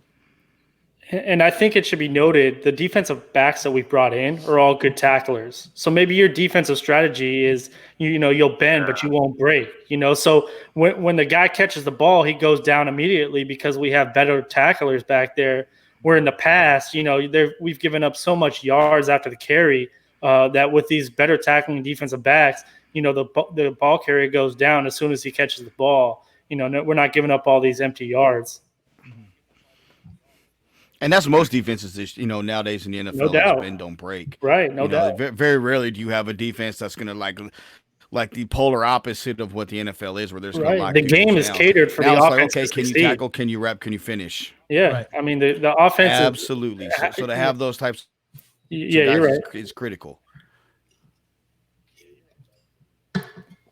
No, absolutely. All right, Miguel, do you got anything else for us before we let you go? No, that's it, man. Just cool. Enjoying the show and enjoyed the draft, and got to give you guys a call. Awesome, brother. Well, we enjoy your calls all the time, man. So make sure you keep thanks calling. for calling. Thank you, Miguel. Oh yeah, anytime, man. All right, brother. Hey, Miguel. I'll talk to you guys Thank you, later. Miguel, and thanks for the compliment. Unlike TQ, thanks for the compliment. All right. Hey, TQ, you don't like it? Come in and tell me, okay? Yes, what I thought, buddy. Knock on wood if you're with me. Hey, how come it sounded like John Gruden got a lisp on that one? What's up with that? Did you notice that? Oh, that was good stuff, man. Hey, Knight, you talking shit too? Always, dude. That's my middle name. Talk shit. Raider Okay. talk shit. Raider Okay. talk shit night. Oh Lord. All right. Hey, That's do we got great. anything else before we wrap this up? We're going to give you guys 5 more minutes to call in as we go into our wrap up time right here. Give us a call, 253-993-3651. If you want your voice heard, give us your opinion on what you thought the Raiders did this past weekend as they built their team for the future. Oh, look at that. Boom. Right away. It's either Does it sound Ruse or like it? Rich. Oh, it sound Ruse like or someone- Rich. Thank you for calling the franchise. Who he's talking to? What's up, Big Dog Night? There he is, ladies and gentlemen. Hold up.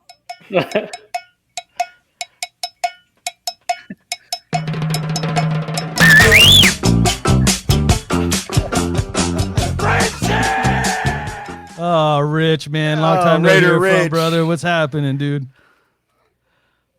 Nah, man, I was just listening to the previous caller's call, and he was talking about Okudah being picked on. That was the game against Clemson in the playoffs. Clemson literally picked on Okudah the whole game. They went after Arnett maybe 3 or 4 times, and then went right back after Okudah again. That was the game. So Okay. on the big stage, Arnett actually showed up and showed out. So I'm just, he put that out there. I remember the game. It was Arnett was the one that they did not want to throw after. Yeah. Try to attack. That Ted Wynn article I was referencing, it talked a lot about that Clemson game, and it showed quite a few clips of the nice plays that Arnett made. And Clemson had T. Higgins, the first or second round pick, and they've also got a guy named Justin Ross who'll probably be a first round pick next year. So they had their work cut out for him, and Arnett had one of his better games. I mean, he jammed a lot of dudes at the line and didn't really let them create separation. So that was a big game for him. Ask Trevor Lawrence's head how he felt after Arnett laid his ass out. You know what? I went back. It wasn't Arnett. It was Sean Wade. I thought it was Arnett. Yeah, it was Sean that's who it Wade. was? Oh. Yeah. Man. Yeah, that was my bad. Whatever. Hey, but T. Higgins actually abused Okudah in that game. I think the reason why he's looked at as a better prospect than Arnett was, one, because he had a back and a hamstring issue at the combine, so he ran that 4.5 whatever 40. 2 was the age. The people are probably figuring that Okudah is younger, so he has a bigger upside. And he's longer. Yeah, no doubt. Like, the athletic profile of Okudah was just better. It doesn't mean he's a better football player. Okay. So I think Right. that was the difference. Okay. Hey, Rich, I So, got something for you, but- though. I got something for you, Carter. Nod. Like, What's up? let me ask you a Here it question, bro. comes. Like, why is it What's during the that? draft What's cracking? broadcast, man? You talking about I got new headphones? Like we're from the IE, bro. We're supposed to ride together, homie. And you kind of threw me under the bus, bro. Like you had what's those the deal? Barney headphones on forever, dog. I like love red. you. You love me. We'll You're have part one of the fat ass franchise orgy. Hey, I love you, Joe, but dude, you were rocking those things, and I'm sure there was a kid in another room talking about, this is bullshit. You took my head. Nah. I had some red beats. Red's my favorite color. It's my frat color, so I rock a lot of red. But yeah, those looked a little hot pink, but we'll right. let that slide, man. It might have been the camera and the lighting. Who knows? Nah, man. Hey, you guys still, like I said, dude, always say, dude, you guys have an excellent show, excellent content. There's no clickbait, dude. I am so tired of clickbait shows. You mean it's like, I have to unsubscribe to a bunch of things. It's just all clickbait. I don't want to hear a fake radio show. This is like couple of homies sitting around, drinking some beers, and we're talking sports all day and keeping it real. I love this. Awesome. That's the Love franchise, it. baby. That's the franchise. We love you back, though, bro. All Plus, right, you guys. got the greatest. Hey, I gotta check plus, out you got the 'cause- you got the greatest intro ever, according to Gus. Right?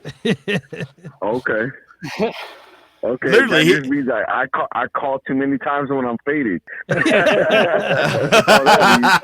hey, you just don't roll alone. You always bring Jose with you, brother. It's all good. It's all good, hey, but bro.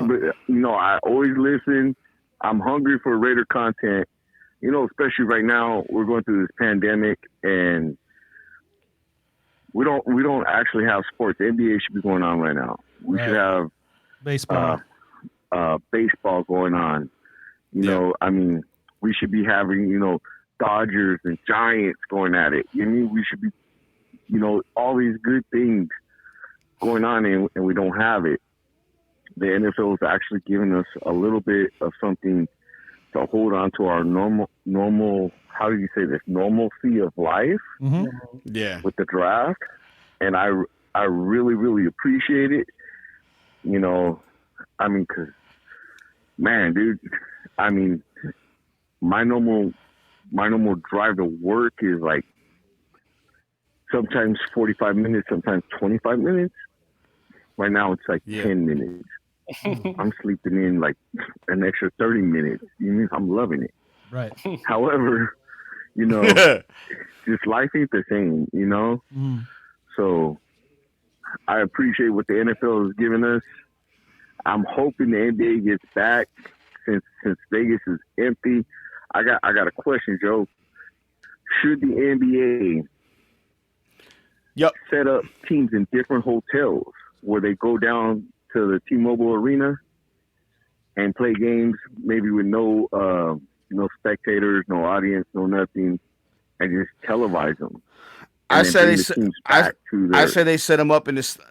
I say you set them up in one hotel, all the teams, the whole organization. You can do that, and in Vegas you can play at T-Mobile, Thomas and Mack, and the Cox Pavilion as well. So you run those three arenas, and you can even play it in MGM as well. So you got 4 different places you can play games, and you have all the teams play there and finish out your season. We also talked about on the show hockey may be coming to Vegas.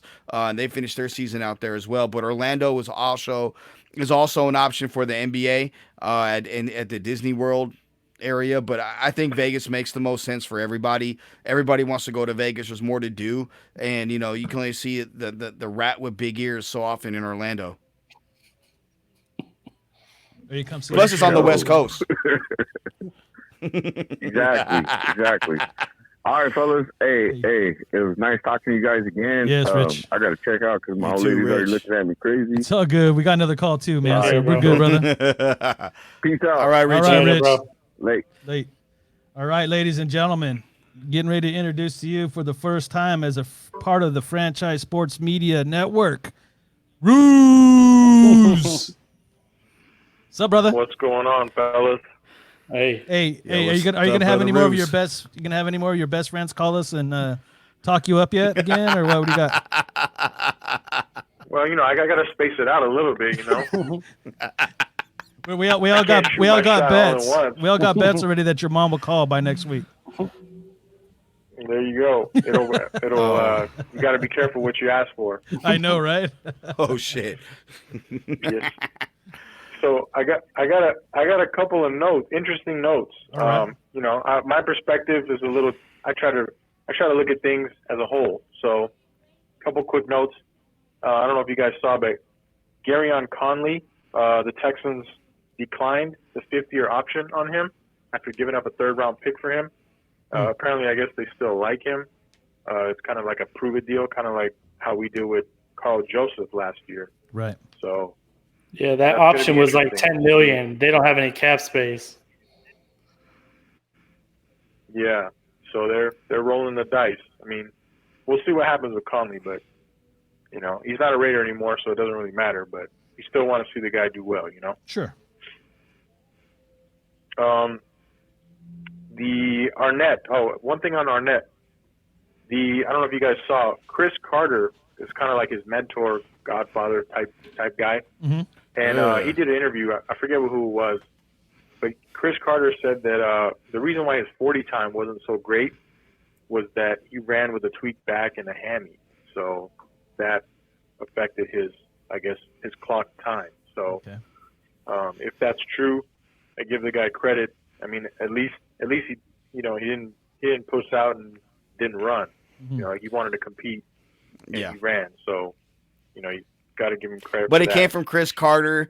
It came from Chris Carter, and Chris Carter, is Chris Carter. So, I don't know if all he does is catch as a touchdowns. mentor is the very best thing. It's Chris Carter.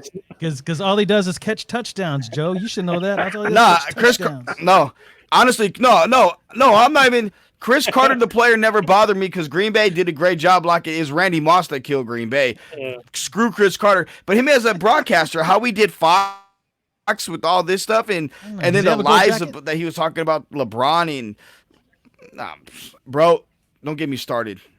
Don't get me started. It's that other one on FS1 I Touch can't the nerve, stand. man. Touch the nerve. That's Nick what we do Wright, around I here a can't little stand bit. that guy. We poke and prod around here. You'll get used to us, Roos. I got Okay, one of Roos, the- keep one it of the moving. things Just that keep I it good. noticed Just keep was- it going. All right. Well, one of the things was interesting that I noticed in the undrafted free agents that we picked up. We brought in kicker from Utah State, Dominic Eberle. He was apparently converted on 87.5% of his kicks last year, and he's used to kicking in inclement weather. If you know, Daniel Carlson's the only other kicker on the roster. He had a pretty good year. I mean, he was 94% when we picked him up once Minnesota cut him in 2018. But Carlson, he didn't play very good last year. He missed a lot of kicks. He only converted 73% of his kicks, and his longest field goal was 48 yards. And for Raider fans, that seems pretty weak because Jano seemed like he would kick 5 to 10, 50 yarders every season. So I did that in my sleep, bro. Yeah. something to keep an eye on. Eberle's Special teams, he's 1/3 of the game, so. He's from Germany, and he in college made 3 50-yard field goals. And I think you're right. He was definitely brought in to create competition with Daniel Carlson. So it'll be interesting. And, it seems like whoever makes the schedule always puts us up against Denver and Kansas City at the late part of the season in those places. So you've got to be able to kick in the cold. And obviously, kicking at Utah, it gets cold there in the winter. So he definitely has experience there. And Wyoming and Colorado, the other places they play too. Yeah. Yeah. Yeah, so I think that's something that's a sneaky move that Raider fans should keep an eye out for. I know it's not an exciting move, but that could play out, or he might get cut next week. You never know. But regardless, I think they're going to bring in competition for Carlson because you can't kick 73% in the NFL. You expect to keep your job. Oh, we got a special appearance from Janikowski right now. I'm all for the international kicker. He'll never break on my record, but international kicker number 1. I'm number 11, but it's all good. I'm all for the international kicker. Thank you.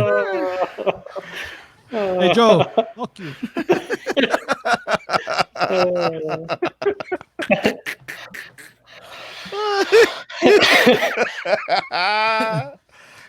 Oh, that's hilarious. Oh, go have another smoking bourbon. Yeah, right. Oh, yeah. That's great. Can't beat them, join them. That's Man. great. One other thing I wanted to touch on too is, it's unfortunate that your boy Javen didn't get drafted, but believe it or not, that could be. He sounds like he's been an underdog all his life, so this could just motivate him even more to make the roster. I know you've been talking him up, and I was really impressed with his interview, man. Like I see, being from the Bay Area, you sense his passion, his swag. Like Bay Area cats, we're just different, man. We carry ourselves differently. So I love that just dude, comes man. through. Jay White's a different breed, and that was what you seen was a temper Jay White. Like that's a I'm getting interviewed Jay White. When you know him and you get him off the field or on the field, he is some a of it different came out. animal. He held back, but you can see it started to come out in him a little bit, right? Yeah. Like not too many guys in his situation come on, regardless of what show they're on, and be like, "Oh, dude, I'm not there to make friends, bro. You know what I mean? I'm there to take people's jobs, bro." Hey, but on the other side, Ruse, you know, the guy's getting a contract, right? So I think they're rewarding him. I think they're letting him know, hey, you might not have got drafted because we weren't there picking, but we're going to reward you that way because we want you. So he's, you know, the idea is for a team to want you bad enough. You know, not all undrafted free agents get that opportunity that he's getting right now. So he's going to do great things, man. And he chose to come here. I mean, he had multiple other offers from Dallas, and I think there was a couple other teams. But I know Seattle and Dallas. So it came down to the Las Vegas, Seattle, and Dallas. It came down to those three. Yeah. Well, I mean, and the other two are playoff teams. I'm happy to have him.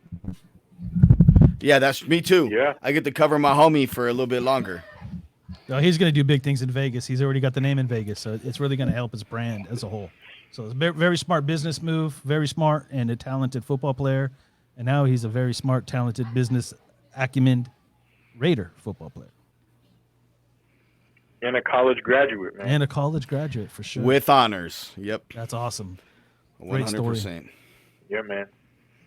That's I mean, what can you say? You got nothing. You can't do anything but praise a guy like that. Right. You know?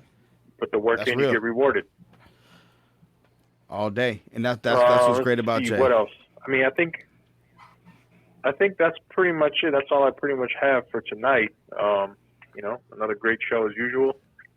So, looking forward to next time content moving forward. Next time we're gonna have you in your face on video with us when we do the next one, bro. Yep. We got to put a face with the name.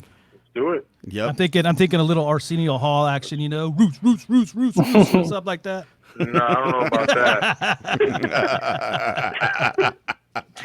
you want to get listeners in. You don't want to turn people away. Oh, shit. But now, Rules, real talk, bro. Like, man, I appreciate you. You know, in the conversation we had yesterday and the days before. You know, I welcome you to the family and to have you a part of what we're doing and sharing our vision. And you have a similar vision, man. We're all excited and we're really appreciative of having you join the family. So officially, like, you know, welcome to the franchise family, bro. Yeah, I appreciate it. Looking forward to big things ahead. We all are, Roos. Thank you, man. You're top-notch, dude. I appreciate the kind words, man. You guys be safe and take care. You too, brother. Later, man. Thank you, Roos. All right. Bye-bye. Peace. Later. Muted. All right. Muted. All right. Muted. So, no more phone calls. They're done. Yeah, we're done. We're gonna have to wrap it up. But before we wrap it up, let's just go ahead around the horn. You guys got grades for the Raiders at all? Is there a grade that you want to put on the Raiders for the draft? No. Yeah. I don't. You know, from 5 years ago, I'll give you a grade. No, this is a test, by the way. So you guys, I just wanted to see how we were going to run this. We didn't talk about it beforehand because there's two things I don't do. There's two things I don't like to do. I do not like grading, and I do not like trying to predict the season record or game by game because it's by a game by game basis. You got to look at a lot of different things, and most fans or whatever come on and be like, "Oh, we going undefeated. We're going 16-0." You know what I mean? Like, or they were an A or they were a D. I'm not like that. So, cool. I'm glad I don't have that pressure of doing a grade. Nah, grades are for children. We're grown. Let these guys let these guys get out there and grind and I can't wait to see them back on the field. And then let's talk in a year or two. You know, say I talk after in year 3 or going into year 4 about where these guys are at and where they're at from then. And if we're lucky, sooner. Because we look at what Jacobs and Moreau and Farrell and Crosby and all them, they were able to contribute last year. So that's something I wanted to point out. If you look at numbers last year and people want to talk about Cleveland Farrell being a disappointment, compare his numbers to Javion Clowney's. and look at the numbers across the board. Farrell outperformed Jadeveon Clowney, and that guy's trying to get between 18 and 20 million a year. No, he's not going to get it, but it's still Clowney has number 1 overall pick, the number 4 overall pick. I'll take a Cleveland Farrell over Jadeveon Clowney just based off of what I'm getting and the effort I'm getting versus what I get from Clowney. And I kind of tweeted that out the other night. I was thinking about that and kind of put it out there. And I would rather, at this point, give me Farrell over Clowney. That's just true. And it's ultra disappointing, too, for a guy like Clowney because he's so talented. You know, he should be, producing double-digit sack seasons every year and being a game changer. And it just seems like he only shows up when he wants to.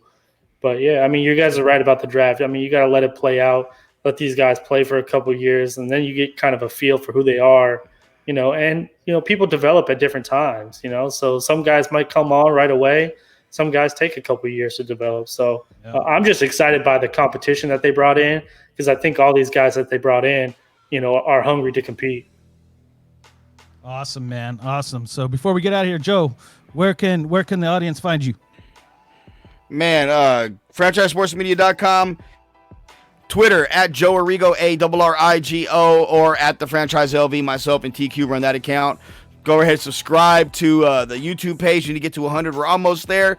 And all the Franchise Sports Media shit on social media at the Franchise LV. Chris, where can they find you, brother? Yeah, I just really only mess around with Twitter, so it's just at Chris Sproul. So it's CHRISSPROULE at Chris Sproul. And you can find me over at Night Live on Twitter or at the W2W for now anyway. So that's how you can find me on Twitter. Also, you can find me here every Wednesday night with the boys, 7:05 Pacific Standard Time, Franchise Raider Podcast. Until next week, stay Raider strong. Deuces.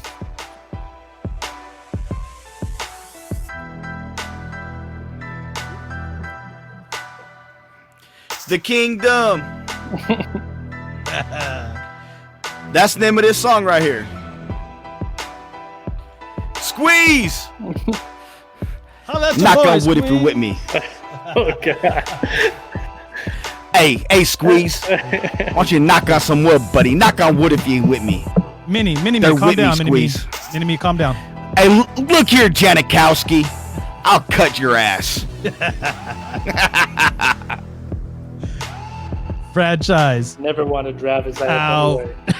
ass away.